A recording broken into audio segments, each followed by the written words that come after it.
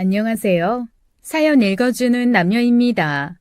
오늘도 와주셔서 감사드리며 그럼 오늘의 사연 바로 소개해드리겠습니다.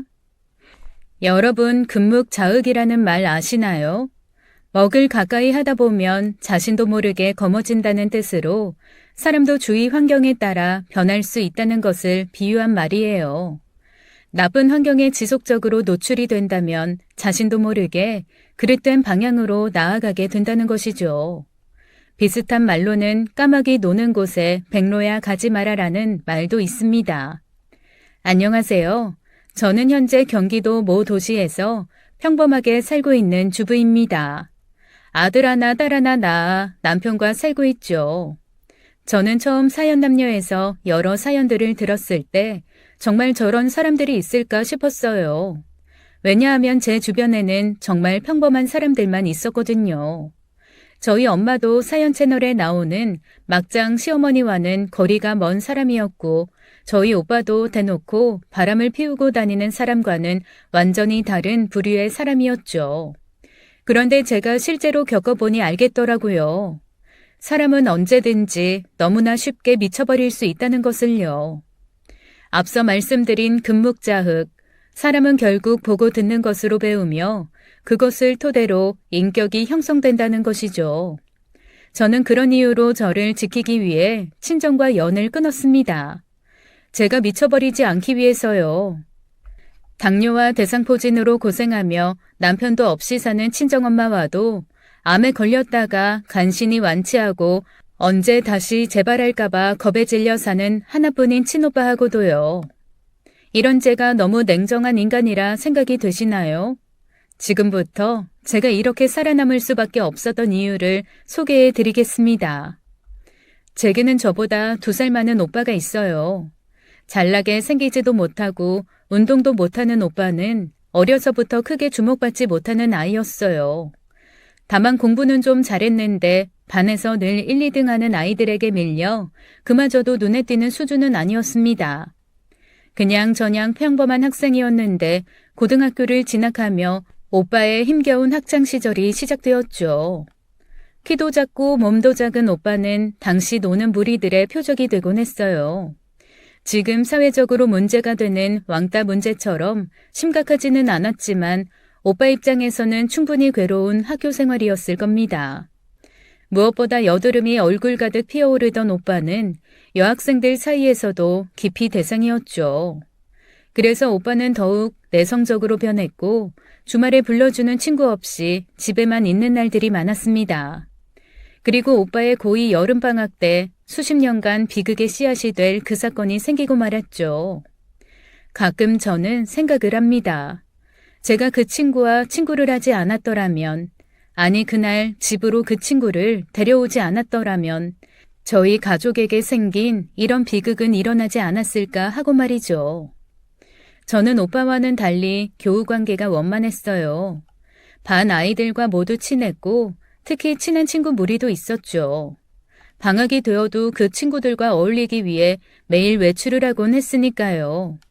그날은 친구들이 저희 집에 모여 놀기로 한 날이었어요.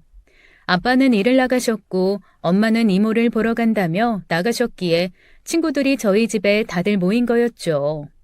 평소에도 저희 집에 자주 찾아오는 친구들이기에 엄마도 크게 신경 안 쓰셨어요.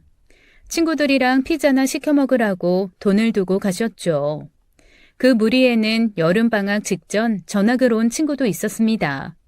이름은 백소희라고 전학 오자마자 우리 무리와 친해진 친구였죠. 그래서 저희 집 방문은 그날이 처음이었습니다. 당시 친구도 없이 자기 방에만 처박혀 있던 오빠가 그날도 집에 있었어요. 제 친구들이야 오빠를 자주 보았으니 오빠가 집에 있든 말든 신경 안 썼어요. 문제는 오빠가 화장실 때문에 잠시 방을 나왔다가 새로운 제 친구 소희와 딱 보게 된 거였습니다. 백소희는 이름처럼 얼굴도 하얗고 예쁜 아이였습니다. 진한 쌍꺼풀의 큰 눈이 정말 남자애들이 좋아하기 딱 좋은 얼굴이었죠. 오빠도 그런 제 친구 소희를 보고 첫눈에 반한 거였어요. 저희 오빠의 첫사랑이자 저희 집안의 비극이 시작된 거였죠. 하지만 앞서 설명한 것처럼 저희 오빠가 이성적으로 그닥 끌리는 스타일이 아니었어요. 그렇다고 사람들을 휘어잡을 언변이 있거나 유머가 있는 것도 아니었죠. 소희가 오빠를 좋아할 이유는 전혀 없었습니다. 오빠만 냉가슴을 쓸어내리며 절절하게 짝사랑을 한 거였죠. 중학교 때까지만 해도 원만한 교우관계로 사춘기가 안 오고 지나가는 듯한 오빠는 고등학교에 진학하고 나서는 자신을 괴롭히는 친구들 때문에 뒤늦게 사춘기가 시작되었어요. 그런 상황에서 첫사랑까지 시작하니 얼마나 감정의 동요가 폭풍 같았을까요? 결국 애절한 짝사랑을 하던 오빠는 소희에게 고백을 했죠. 가슴 절절한 고백 편지를 적어 제 편을 통해 소희에게 전해달라고 했어요. 저는 오빠의 부탁을 처음에는 거절했습니다. 소희 인기 엄청 많아. 전학 온 그날부터 지금까지 쉬지 않고 인기몰이 중인데 오빠가 나선다고? 제발 참아주면 좋겠는데. 이거 전해줘. 내가 너희 학교까지 가서 줄 수는 없잖아. 그리고 요즘 우리 집에 소희가 놀러 오지도 않고. 누구 보기 부담스러워서 못 오는 걸까? 오빠가 집에 없을 때는 잘만 놀러 온다네. 야, 놀리지 말고 전해주기만 하라고. 그리고 뜯어보면 죽는다. 편지 몇 장 적는다고 사랑이 시작되면 사랑 못하는 사람이 누가 있을까나? 나부터 문희준한테 러브레터나 보내야겠네. 좋게 좋게 말하며 굳고 말리던 저였어요. 당시 저는 중3으로 소희와 같은 중학교를 다녔는데 소희는 정말 인기가 많았거든요. 저희 중학교 옆에 있는 남고에서도 오빠들이 소희를 보러 올 정도였죠. 그런데 오빠가 소희를 좋아한다는 소문이 퍼지면 왜인지 그 공고 오빠들에게까지 친오빠가 괴롭힘을 당할 것 같았어요. 하지만 오빠는 계속 제게 편지 심부름을 해달라고 부탁했죠.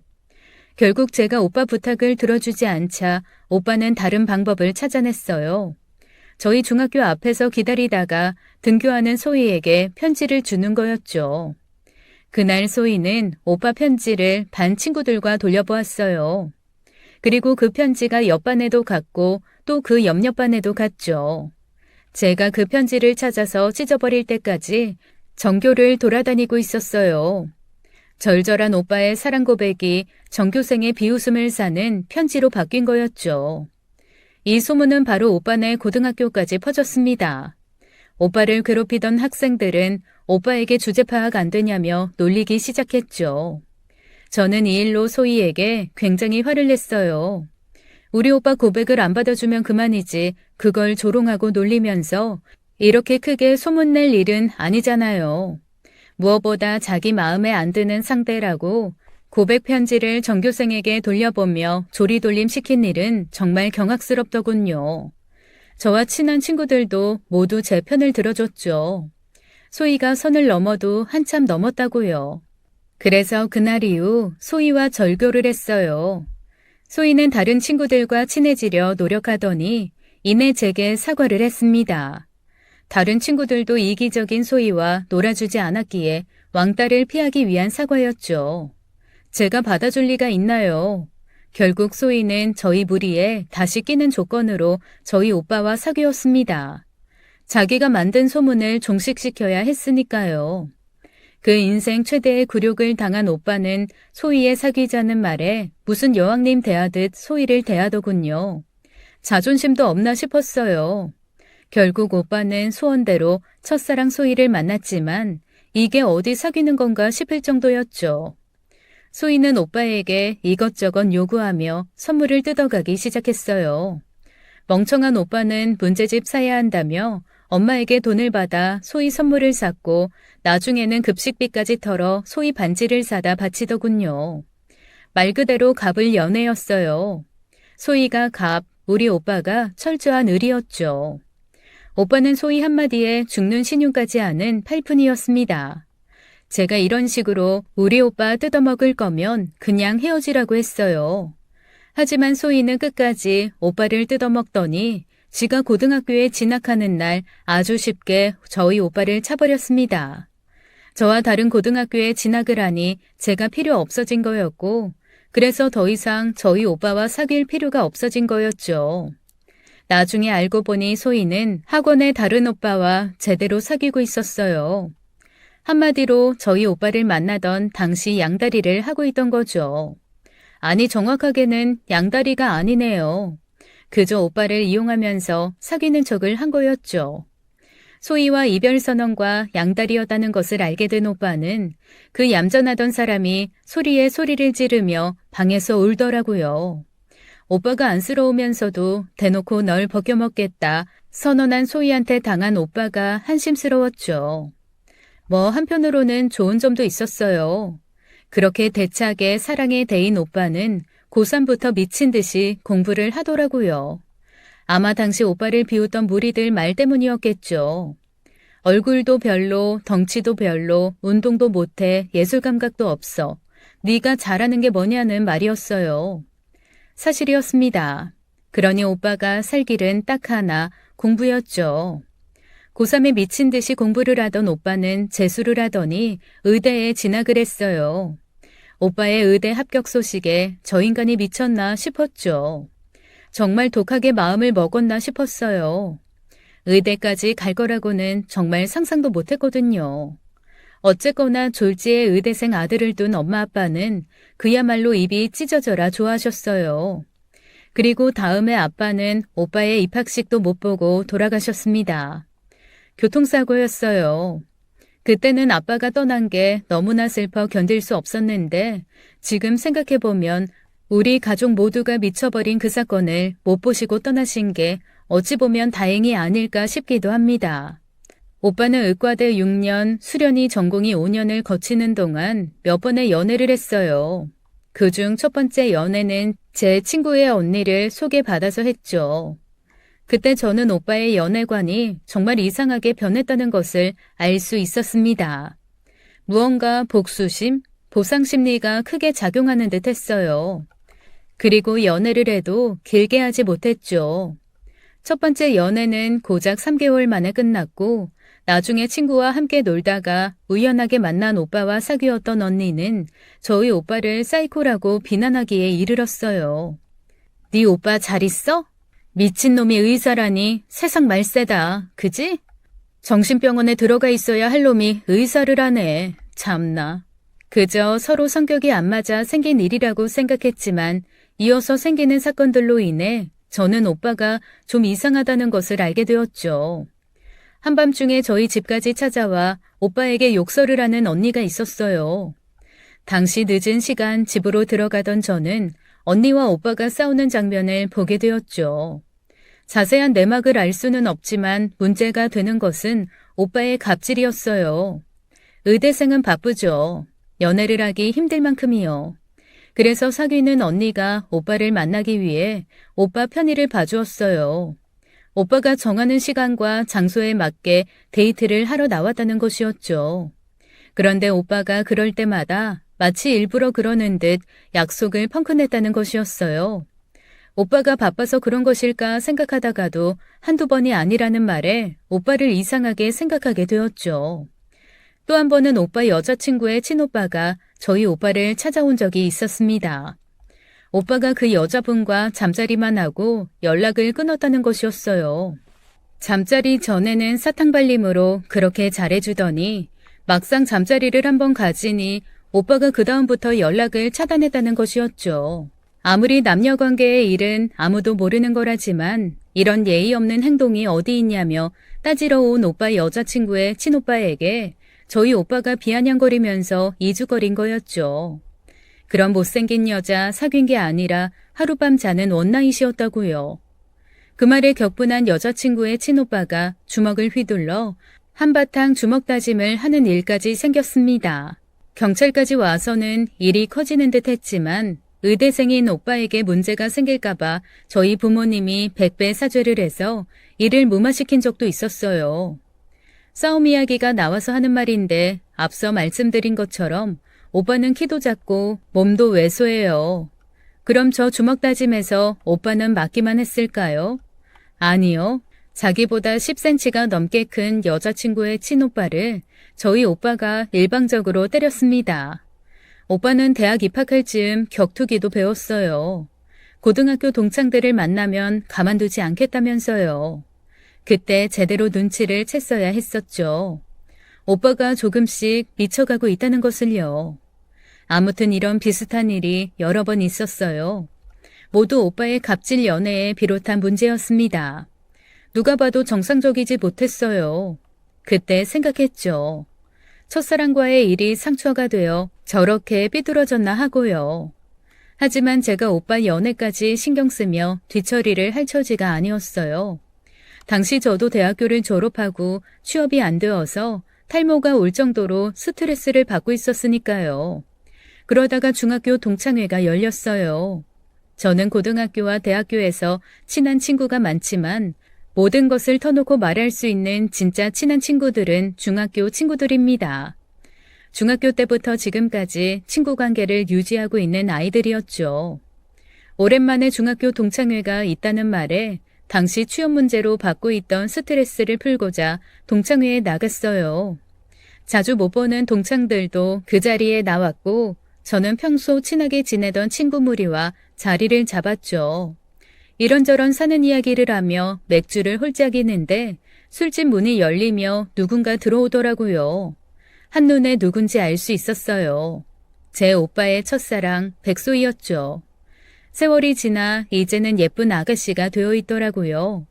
오빠와의 지난 일 때문에 앙금이 남아있던 저는 그저 예의상 가볍게 인사만 했습니다. 그다지 말을 섞고 싶지는 않았어요.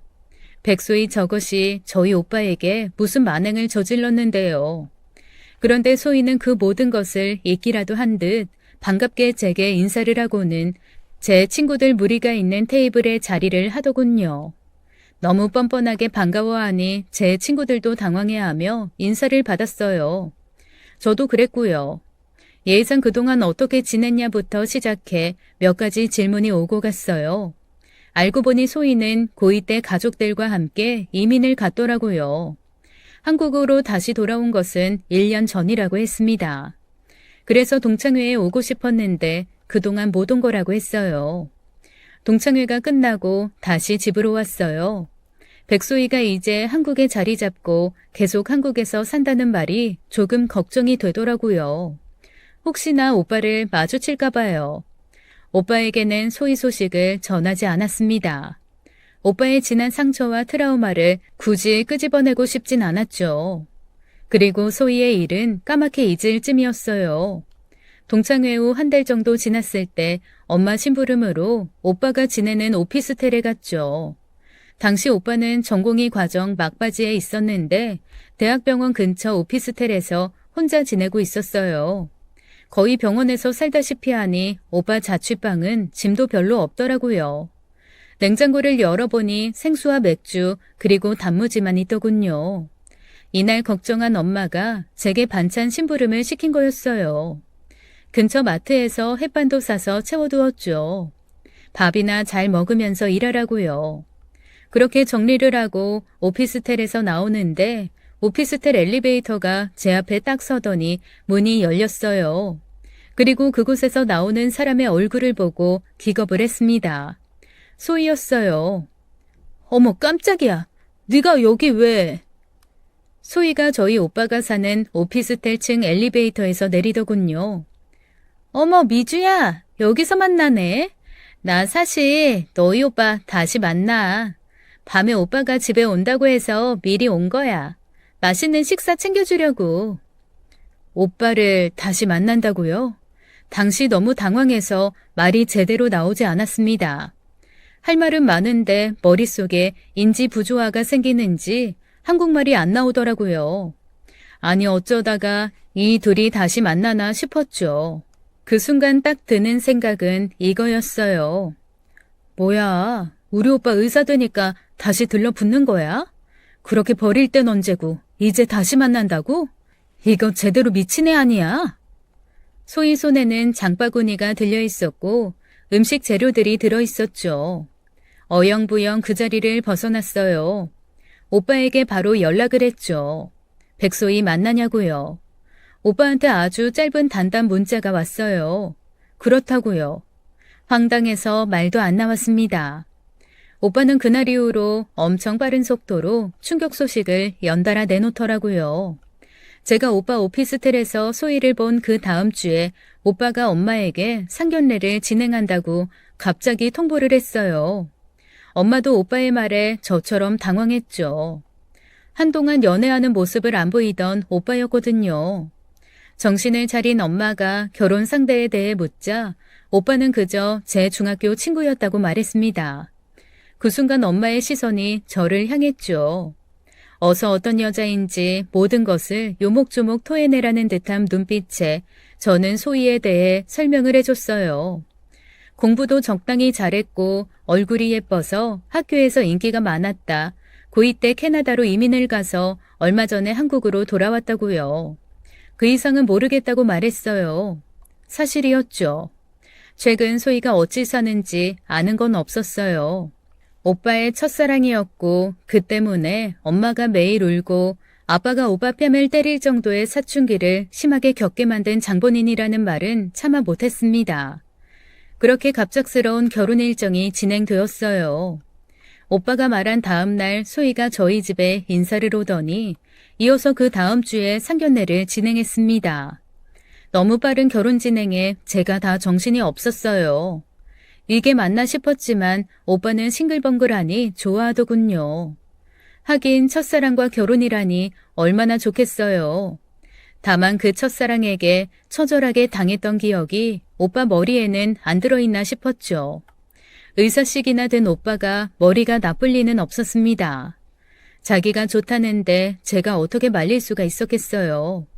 다만 연애를 하겠다는 것도 아니고 갑자기 결혼을 하겠다고 하니 그게 무척이나 수상했죠. 무슨 이유가 있을 거라 생각했어요. 상견례에서 엄마는 사돈분에게 많은 것을 요구하셨습니다. 마치 의사 아들 장가 보내려면 이 정도는 받아야 한다는 것처럼요. 신혼집은 서울 중심의 30평대 아파트여야 한다고 했어요.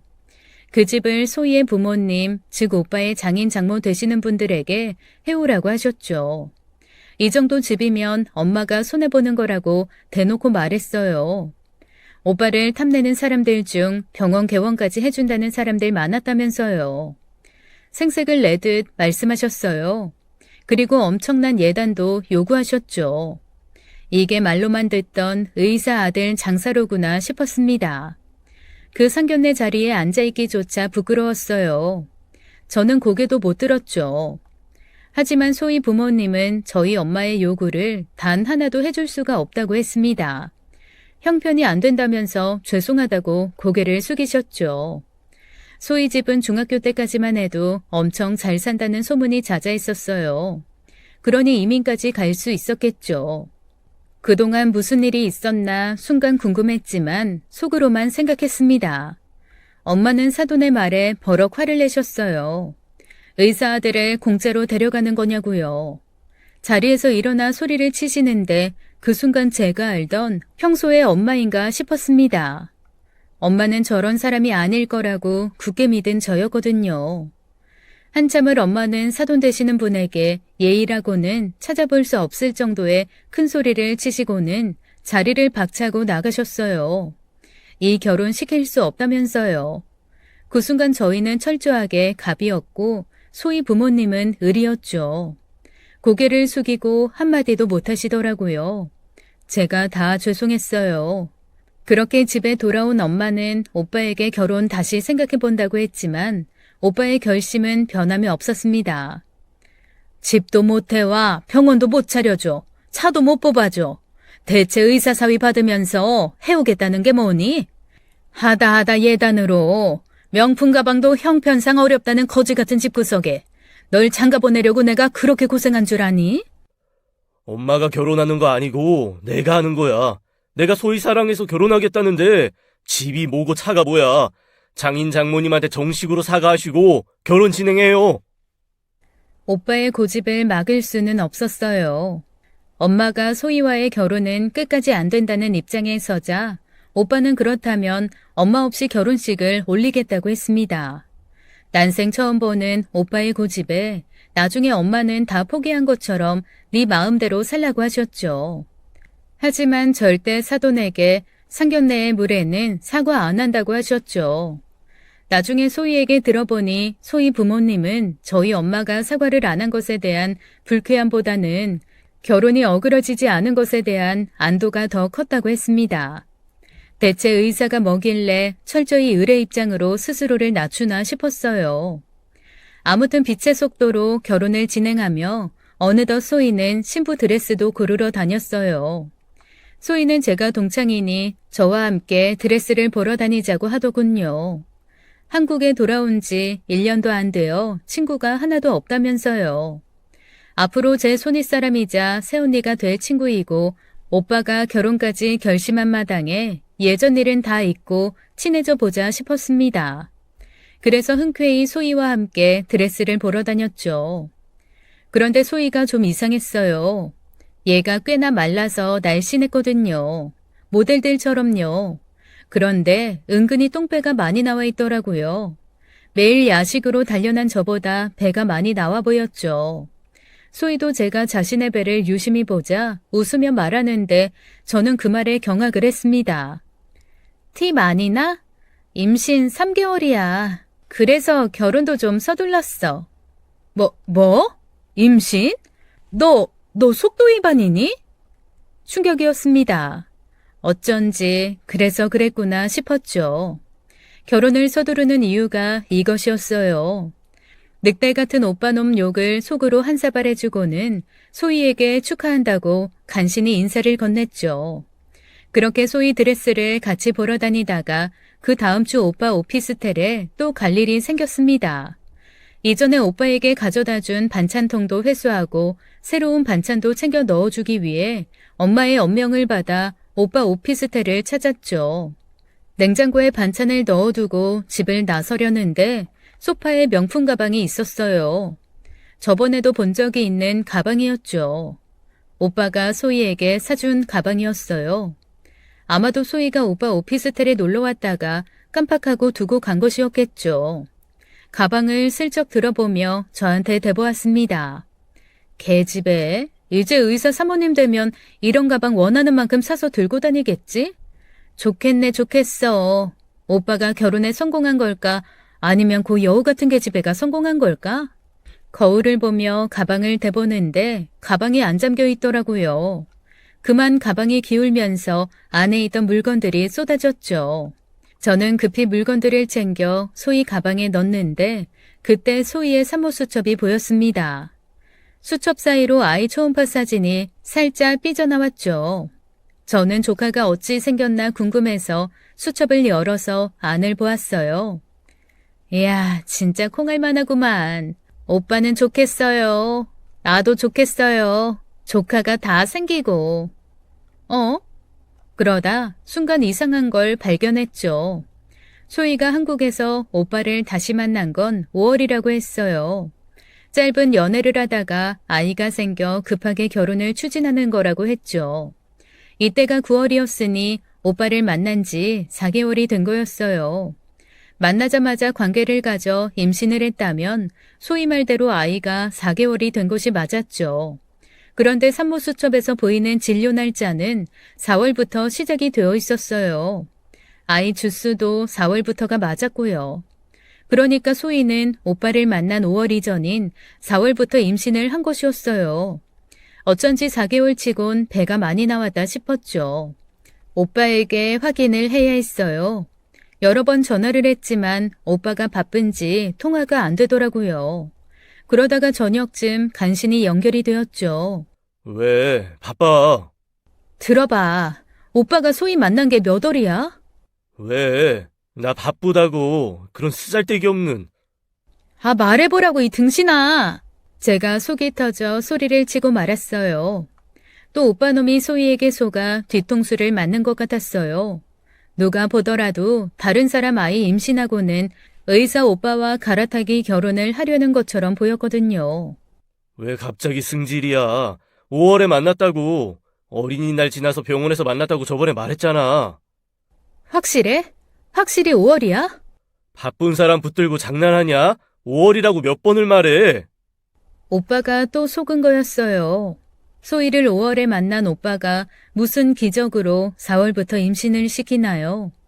이 요망한 계집애가 또 오빠를 가지고 노는 것이었죠.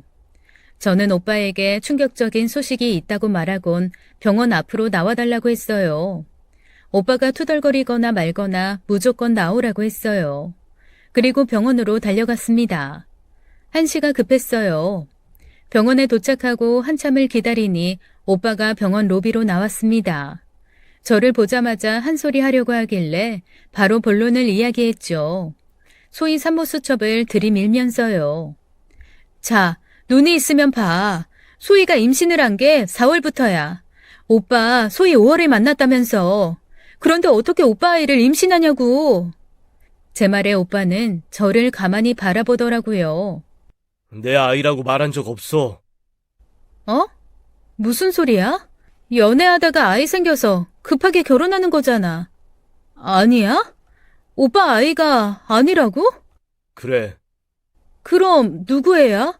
아니, 그럼 오빠가 왜 소희랑 결혼을 해? 오빠가 소희를 다시 만난 건 5월이었어요. 둘은 길에서 우연히 만났죠. 오랜만에 만나 서로 안부를 묻다가 술을 한잔하게 된 오빠와 소희는 다시 만나기로 했고요. 그러다가 7월쯤 되었을 때 소희는 자신이 임신한 것을 알게 된 것이었어요. 그때까지 오빠와 소희는 잠자리를 한 적이 없었다고 합니다. 당연히 오빠의 아이가 아니었어요. 헤어진 소희의 전 남자친구 아이였죠. 소희의 전 남자친구는 폭력적인 성향과 술을 좋아하고 도박을 좋아하는 아주 쓰레기였다는 것이었어요. 그것 때문에 그 남자와 헤어졌는데 그 사람의 아이가 소희도 모르게 뱃속에서 자라고 있던 것이었죠. 소희는 오빠에게 그 일을 고백하고는 헤어짐을 말했다고 했어요. 오빠를 만나기로 결정했을 때는 아이 존재를 몰랐다면서요. 하지만 아이의 친부에게는 절대 안 가겠다고 말하는 소희였대요. 그 사람과 만나는 동안 너무 끔찍했다고요. 그러면서 또 아이는 포기 못하겠다는 소희였죠. 소희가 믿는 종교 때문에 아이를 지우는 시술을 할 수 없다고 했어요. 무엇보다 아이가 무슨 죄가 있냐면서 소희는 혼자 아이를 낳아 키우겠다고 했답니다. 그 말에 오빠가 그랬다네요. 뱃속의 아이 아무도 모르게 그냥 자기 아이 하자고요. 오빠 아이라고 사람들에게 소개하고 자기와 결혼하자고 소희에게 프로포즈를 했다고 했습니다. 그 부분에서 저도 모르게 소리를 질렀어요. 이건 호구가 아니라 등신 중에 상등신이었죠. 이렇게 자청해서 지 인생 지가 꼬는 인간이 어디 있을까요? 전 남자친구와의 아이를 가지고 저희 오빠와 결혼한다고요. 제 눈에 흙이 들어가기 전에는 안 된다고 했죠. 하지만 오빠는 제 말에 콧방귀를 끼더라고요. 제 동의 필요 없다면서요. 그래서 이번에는 엄마를 등에 업었어요. 소희하고 결혼 파토 안 내면 엄마한테 다 불겠다고요. 오빠는 그래도 상관없다고 하더군요. 자기 결심 안 흔들린다고요. 자기는 소희가 첫사랑이기에 어떤 일이든 다 감수할 수 있다나요? 정말 미친놈인 줄 알았어요. 오빠 놈하고 헤어지고 이 문제로 엄청 고민했습니다. 결혼을 파토내야 하는 건지 엄마한테 이 문제를 후다닥 고자질해야 하는지 고민되었죠. 그런데 제가 엄마한테 말한다고 오빠가 결혼을 멈출까 하는 생각도 들었습니다. 절대 그러지 않을 것 같았거든요. 이때만 해도 오빠의 수뇌보로 문제가 생긴 줄 알았어요. 그냥 오빠가 호구의 바보라고만 생각했죠. 그렇게까지 미친 인간인 줄은 몰랐습니다. 이 일을 기점으로 저는 우리 집의 집단 광기를 보게 되었어요. 당시로서는 정말로 상상도 못했죠. 제가 고민하는 사이 다음날 엄마가 어찌 알았는지 이 사실로 난리가 났어요. 저는 분명 말한 적이 없었거든요. 나중에 알게 된 사실은 이 모든 것이 잘 짜여진 하나의 함정이었다는 것이었어요. 엄마는 소희의 임신 사실과 그 아이가 다른 남자의 아이라는 것을 알고 극대노를 하셨죠. 이 결혼은 사기라고 절대 결혼 못 시킨다고 하셨어요. 모든 게 드러나자 소희는 엄마한테 납작 엎드려 오빠를 진심으로 사랑한다고 자신이 살면서 잘하겠다고 눈물로 호소했죠. 엄마는 눈 하나 깜짝하지 않고 소희 머리채를 잡아 집 밖으로 끌고 나가셨어요. 제가 급히 달려가 엄마를 말렸습니다. 말로 하라고요. 상황이 어찌 되었던 소희는 임신한 사람이었어요. 그때 오빠가 큰 소리를 쳤죠. 어찌나 목소리가 큰지 거기 있는 모두가 순간 하던 행동을 모두 멈추었어요. 그 손 놔요. 이 사람 내 사랑이에요. 내 여자라고요. 저 이대로 결혼하고 뱃속의 아이도 내 자식처럼 키울 겁니다. 누구든 못 말려. 말리면 나 다시는 못 보는 거야. 그 말에 엄마는 그 자리에 쓰러져서는 의사 아들 하나 죽어라 키웠는데 엄한 사람한테 뺏겼다고 오열하셨죠. 그날로 엄마는 이부자리에 누워 고기도 끊고 이 꼴을 볼 바에는 그냥 죽어버린다고 하셨습니다. 소희가 날마다 찾아와 꼭 석고대즈 하는 것처럼 결혼을 허락해달라고 빌고 또 빌었죠. 결국 오빠마저 엄마가 계속 이렇게 나온다면 자신도 의사 때려치우고 엄마 따라 죽겠다고 선언했어요. 누가 먼저 굶어 죽나 내기하는 것처럼 오빠도 밥도 물도 안 마셨죠. 의사 때려치운다고 병원도 안 갔고요. 어렵게 아들 의사 만들었는데 다 물거품이 될까 무서운 엄마는 결국 결혼을 허락했습니다. 오빠한테 지고 말았어요. 저는 오빠의 사랑이 이해가 되면서도 또 이해가 안 되었습니다. 첫사랑이지만 자기에게 평생 씻을 수 없는 상처를 준 사람이기도 했으니까요. 그런데 그런 사람이 다른 남자의 아이를 임신했는데 사랑해서 결혼하겠다? 제 머리로는 도저히 이해가 안 갔어요. 그리고 또 이해가 안 가는 상황이 벌어졌습니다. 오빠가 글쎄 신혼집을 안 구하고 본가에서 엄마를 모시고 살겠다는 거였어요. 이쯤 되니 소희도 당황하기 시작했어요. 자신을 곱게 볼 리가 없는 시어머니와 함께 살겠다는 남편의 결정이 얼마나 어처구니 없이 들렸겠어요. 하지만 소희는 치명적인 약점이 있는 결혼을 진행하고 있었습니다. 그게 무엇이든 싫다고 말할 입장이 못 되었죠. 결국 마지못해 소희는 분가전까지 시어머니와 함께 사는 동안 죄인의 심정으로 시어머니를 모시겠다고 했습니다. 오빠는 소희가 엄마와 함께 살며 가까워지길 바라는 마음에 이런 결정을 했다고 말했지만 글쎄요, 다른 꿍꿍이가 있는 듯 했죠. 그렇게 오빠는 결혼을 했습니다. 제 새언니가 된 소희의 시집살이가 시작된 거였죠. 그때까지 저도 본가집에서 살고 있었기에 오빠 부부와 함께 살게 되었습니다. 매일 아침 눈을 뜨면 살얼음판 위에 있는 것 같았어요. 별것도 아닌 일로 엄마가 트집을 잡아 새언니를 가만두지 않았거든요. 넌 대체 집에서 뭘 배워온 거야? 밥물도 못 맞추니? 아니면 시애미 목 막혀 죽으라고 밥을 이렇게 서럽게 한 거야? 죄송해요. 바로 다시 지을게요. 쌀 아까운 줄도 몰라? 그럼 이 밥은 다 버리라는 거니? 됐다. 난 밥맛 떨어져서 아침 생각 없으니 이 밥은 네가 아침으로 다 먹어라. 아침부터 새언니가 혼나는 소리에 잠에서 깨는 저였어요. 엄마의 큰 소리 때문에 매일 심장이 두근거렸죠. 임신까지 한 새언니가 걱정되었습니다. 하루는 휴일을 맞아 집에서 늦잠을 자고 있는데 펑 하는 소리와 함께 잠에서 깼어요. 급하게 거실에 나가보니 새언니가 화분을 옮기다가 그만 화분을 깨트린 거였죠. 저희 집 거실에는 화초가 무척이나 많았어요. 거실창 쪽에 수십 개의 화분이 있었죠. 그런데 엄마가 그 화분을 모두 물 주고 이파리에 먼지를 닦고 몇 가지는 분갈이 하라고 시킨 거였어요. 작은 화분도 있지만 남자가 들기에도 무거운 큰 화분도 많았어요. 새언니가 들고 나르기엔 무리였죠. 엄마, 임산부한테 이런 걸 왜 시켜?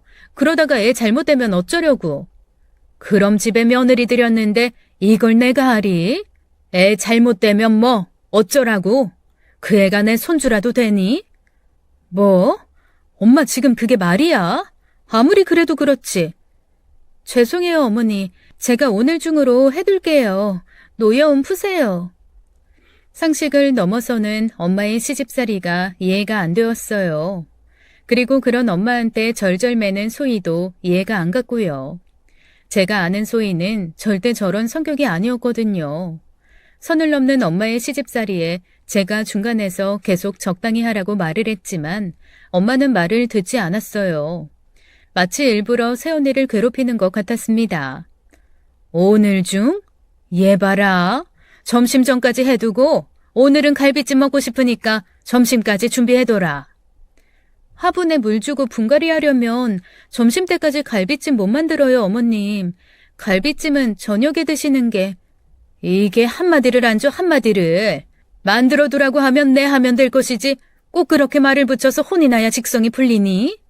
이거야 원 정이 안 가 정이. 새언니와 친정엄마 사이를 중재하다 보면 제가 미쳐버릴 것 같았어요. 하지만 오빠는 언제나 새언니를 괴롭히는 엄마를 지켜볼 뿐이었습니다. 나중에는 아침 일찍 일어나 엄마한테 새언니가 필요한 일이 있다고 말하고는 새언니를 데리고 그냥 집을 나와버렸죠.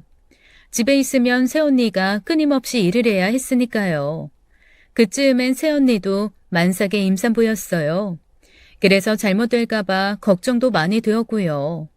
그러던 어느 날 회사 일로 오빠 병원 앞을 지나게 되었습니다. 때마침 점심시간이라 오빠한테 연락을 했어요. 혹시 시간 되면 병원 식당에서 같이 밥이라도 먹으려고요. 그런데 전화를 안 받기에 그저 바쁜가 보다 하고 저 혼자 근처 식당으로 갔죠. 그리고 식당을 가는 길 카페에서 오빠를 봤어요. 새언니가 아닌 다른 젊은 여자와 즐겁게 커피를 마시고 있었습니다. 그 여자는 오빠와 마주보고 앉아있는 게 아니라 오빠 옆에 앉아서는 오빠 어깨에 기대고 있었죠. 서로 뭐가 그리 즐거운지 연신 웃으며 대화를 하더라고요. 딱 봐도 보통 사이가 넘어 보였어요. 다름 아닌 오빠가 외도를 하는 게 분명해 보였습니다. 하지만 이해가 안 되었죠. 첫사랑이라는 새언니를 사랑한다며 그 난리를 피우고 결혼한 지 반년뿐이 안 된 시점이었으니까요. 혹시 제가 정말 만에 하나 오해를 하는 건가 싶었습니다. 오빠는 병원 일 때문에 그 다음 날이 되어서야 집에 돌아왔어요. 그날 오빠를 집 밖으로 불러냈습니다. 잠깐만 이야기하자고요. 어제 오빠 병원 근처에서 오빠 봤어. 솔직히 말해봐. 그 여자 누구야? 우리 병원 간호사. 요즘 내가 만나는 사람이야. 충격이었어요. 저렇게 순순히 자신의 외도를 고백할 줄은 정말 상상도 못했습니다. 미쳤어? 새언니는 지금 집에서 엄마한테 당하면서 사는데 어떻게 오빠가 새언니를 두고 바람을 피워? 새언니 너무 사랑한다며. 그래서 결혼한 거 아니었어? 사랑해. 사랑하고 있다고. 그리고 소희도 이미 다 알아. 뭐라고? 새언니가 오빠의 바람을 알고도 묵인해주고 있다는 말에는 오빠 말을 믿을 수가 없었어요. 자기 남편이 외도를 하는데 괜찮다고 해주는 아내가 세상 천지에 어디 있나요? 그러면서 자신은 시댁에서 지옥 같은 시집살이를 하고 있다고요. 이게 말이나 될 법한 이야기인가요? 오빠가 거짓말을 하는 게 확실하다 생각된 저는 새언니에게 이 모든 사실을 말하겠다고 했습니다. 그러자 오빠는 얼마든지 그러라고 웃으며 말하더군요. 그 표정을 보는데 제가 알던 오빠가 맞나 싶었어요. 정말 미쳤다고밖에는 표현이 안 되었죠. 그래서 고민 끝에 새언니에게 물어보았습니다. 요즘 오빠에게서 이상한 거 못 느끼냐고요. 이상한 거? 많이 있지. 그리고 앞으로도 이상한 거 많을 거고. 혹시 희철 씨 바람 피우는 거 이야기하는 거니? 정말 환장하겠더라고요. 오빠 말대로 이미 새언니가 알고 있었어요. 너 다 알고 있었어? 그런데 어떻게 그렇게 태연해? 결혼한 지 1년도 안 됐잖아. 난 전 남자친구 애 임신해서 곧 출산만 앞두고 있어. 그걸 시댁 식구들이 다 알고 있고. 그런데 나보고 어쩌라고. 그게 오빠가 바람 피우는 거랑 무슨 상관이야? 오빠가 다 이해해준다고 하고선 결혼한 거잖아. 이해? 너 정말 아무것도 모르는구나. 희철 씨가 나랑 그냥 결혼한 것 같아? 결혼해준 거야. 희철 씨 마음대로 살아도 내가 입 다물고 자기랑 살아주는 조건으로. 충격이었어요. 오빠의 바람은 결혼 초기에 이미 알았다는 새언니였습니다. 그런데 오빠는 당당했다고 했어요. 그냥 입 다물고 자기 아내로 살라고 했다네요. 그러면 평생 의사 아내로 지금 임신 중인 아이를 키우며 살 수 있다고요. 내가 뭘 어떻게 해. 우리 엄마 아빠는 완전히 망해서 가진 거 빚뿐이야. 지금도 단칸방에서 둘이서 매일 죽어라 일하면서 빚 갚고 있다고. 거지 돼서 길바닥에서 죽게 생겼는데 그런데 옛날에 날 그렇게 좋아하던 애가 나타나더니 자기 좀 만나달라고 하더라? 자기 의사 됐다고. 웬 떡인가 싶었지. 내 인생 막장으로 가는 줄 알았는데 왕자님이 나타나네? 그래서 나 눈 딱 감고 만났어. 그런데 이걸 어째? 네 오빠 만나기 전에 만나던 쓰레기놈 애가 내 뱃속에 있는 걸 알았는데. 그런데 네 오빠가 그 아이도 자기 애처럼 키워주겠다네? 이 기회를 내가 어떻게 놓치겠냐고. 네 오빠 아니면 미혼모로 애나 키우면서 내 인생 조지게 생겼는데. 그래서 새언니가 고분하게 엄마의 시집살이를 견디고 있는 거였고 오빠의 외도를 모른 척 하고 있는 것이었습니다. 그 조건으로 오빠가 새언니에게 큰 돈을 주고 있었고 그리고 새언니 뱃속에 있는 아이도 자기 아들처럼 키워준다고 했으니까요. 새언니 말을 듣는데 갑자기 구토감이 밀려와 급히 그 자리를 벗어나 오바이트를 하고 말았습니다. 내 가족들이 모두 미쳐있는 것 같았죠. 온 가족이 모여서 각자의 목적을 위해 미쳐가며 살아가는 듯 했어요.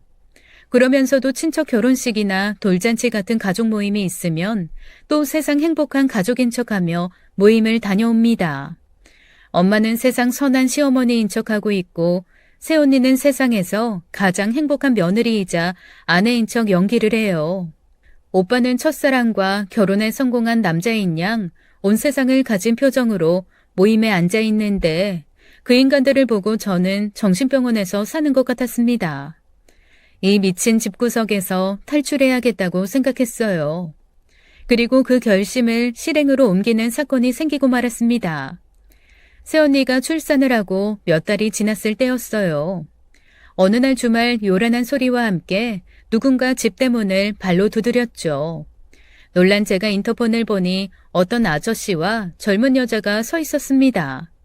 누구시냐는 말에 초인종을 미친 듯이 누르던 아저씨는 소리를 질렀어요. 황희철 이 새끼 나와. 내 딸 인생 망가뜨리고 너는 잘 살 줄 알았냐? 요 어디 유부남이 처녀를 건드려? 이 새끼 나와. 내가 오늘 너 죽이고 다시 감방 들어가려니까.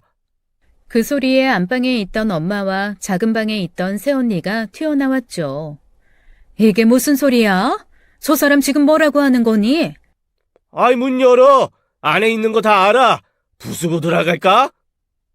문을 발로 차고 미친 듯이 초인종을 누르는 아저씨 때문에 옆집 윗집에서도 무슨 소란이냐며 나오고 있었어요. 엄마가 급하게 문을 열어주었죠. 그러자마자 소리를 지르던 아저씨가 신발도 벗지 않고 집 안으로 성큼성큼 들어왔습니다. 황희철 이 새끼 어디 있어? 내가 오늘 아주 이놈을 찢어버릴라니까. 소리를 지르는 남자에게 엄마가 진정하고 무슨 일인지 설명해달라고 했어요. 저는 그 아저씨의 말을 듣고 기절하는 줄 알았습니다. 새언니도 이쯤 되니 기가 차다는 듯 소파에 주저앉았어요. 오빠가 이제 가 20살이 된 어린 아가씨와 외도를 한 거였어요. 많은 오빠의 상간녀 중 한 명이었죠. 그런데 그 아가씨가 글쎄 임신을 한 것이었습니다. 자기 딸 배가 불러오니 그 아가씨의 아버지가 딸을 추궁했고 아가씨는 저희 오빠와의 불장난을 모두 고백한 거였죠. 그 말에 엄마는 주저앉아 땅을 치셨습니다. 아저씨를 간신히 진정시키고 자리에 앉혔어요. 커피 한 잔을 타주며 사과를 했죠. 아저씨는 새언니를 보며 큰 소리를 쳤습니다. 유부남이 20살짜리 여대생 인생 망쳤다고요. 어떻게 책임질 거냐고요. 그 말에 엄마가 되물었어요. 우리들이 어떻게 해주면 되냐고요. 엄마가 합의를 하겠다는 의사를 보이자 조금 누그러지는 아저씨였습니다. 결국 아저씨는 찾아온 자신의 목적을 이야기하더군요. 현금 1억에 합의하자는 아저씨 말에 엄마는 그러겠다고 했습니다. 이 일이 커져서 소문이 나는 걸 막고자 급하게 아저씨가 원하는 걸 해주는 눈치였죠. 1억에 합의를 하겠다고 하니 아저씨는 엄마에게 아들 관리 잘하라고 말하곤 집을 떠났죠. 그날리가 나고 저는 오빠에게 바로 전화를 했지만 받지 않았어요. 그리고 오빠는 아무 일 없었다는 듯 그날 늦게 집으로 왔습니다. 아주 태평스럽고 여유롭게요. 오빠가 집으로 들어오자마자 새언니가 결혼하고 처음으로 오빠에게 화를 냈어요. 오늘 있었던 일을 이야기하며 네가 사람이냐고 따졌죠. 그래서 왜 이혼이라도 하시게? 그래, 이혼하자. 그럼 저 방 안에서 울고 있는 네 애도 데리고 나가. 아 참, 친자 검사까지 하고 나가라. 친자 검사 결과지로 법원에서 누가 외도를 한 건지 판단해 주겠지. 너 정말 개쓰레기구나. 이제는 새언니의 아이를 인질처럼 쓰는 오빠였어요. 그 모습에 조금 남아있던 가족으로서의 정도 완전히 사라지고 말았죠. 다음날 저는 집에서 먼 부동산 중개소를 찾아가 자취방을 구했습니다. 이제는 친정집에 남아있으면 저도 미쳐버릴 것 같았어요. 그리고 그날 집으로 들어온 저는 더욱 충격적인 이야기를 들었습니다. 새언니는 아이를 집에 두고 밖에 나갔더군요. 저라도 집에 있기 싫었을 거예요. 그런데 새언니가 집에 없자 엄마와 오빠가 나누는 대화가 정말 인간이 맞나 싶은 대화였습니다. 어차피 새언니와의 사이에서 오빠 핏줄을 기대하긴 어렵다는 이야기였죠. 새언니가 오빠와 아이를 가지려 하지 않으니까요. 그럼 기왕 이렇게 된 거 새언니와 이혼을 하고 오빠 아이를 가진 20살짜리 어린 내연녀와 재혼을 하라는 엄마의 이야기였습니다. 하지만 오빠는 그건 싫다고 했어요. 새언니와 이혼할 수 없다고요. 그 말을 들은 저는 오빠를 데리고 나와 집 근처 호프집으로 갔습니다. 그리고 오빠에게 말했죠. 새언니와 그냥 이혼하라고요. 대체 왜 이런 비정상적인 모습으로 사냐고 오빠에게 따졌어요. 그러자 오빠의 대답이 정말 소름 돋도록 무서웠어요. 복수야. 나도 똑같이 당했잖아. 나랑 사귀는 동안 양다리였고 내가 그 일진 놈들한테 괴롭힘 당하게 뒤에서 헛소문 퍼뜨리고 다녔었지. 기억 안 나? 설마 지금 고등학생 때 이야기하는 거야? 오빠가 새언니와 결혼한 것은 철저하게 계획한 거였어요. 의사가 된 이후 새언니를 다시 만난 그 순간부터요. 고등학생 때 자신이 당했던 모든 것을 그대로 새언니에게 갚아주려 했었나 봐요. 의사가 된 자신에게 호감을 보이는 새언니에게 오빠는 다가갔고 새언니 집안이 쫄딱 망한 것을 알게 된 거죠. 처음에는 그런 새언니와 연애를 하며 복수를 하려 했지만 도중에 새언니가 전 남자친구의 아이를 임신한 걸 알게 된 것이었죠. 그리고 새언니가 종교상의 이유로 아이를 지울 수 없다는 것도 알았고요. 그걸 알게 된 오빠가 새언니와 결혼한 거였어요. 마치 순수한 사랑인 것처럼 포장을 했어요. 결혼해서 죽도록 새언니를 괴롭히며 복수를 하려 했던 거였어요. 일부러 바람도 피우면서요. 자신이 무슨 짓을 해도 새언니는 자신을 떠나지 못할 것을 알 테니까요. 그때 알았어요. 새언니가 다른 남자의 아이를 임신한 것을 저와 엄마가 알게 된 것도 모두 오빠가 파둔 함정이라는 것을요.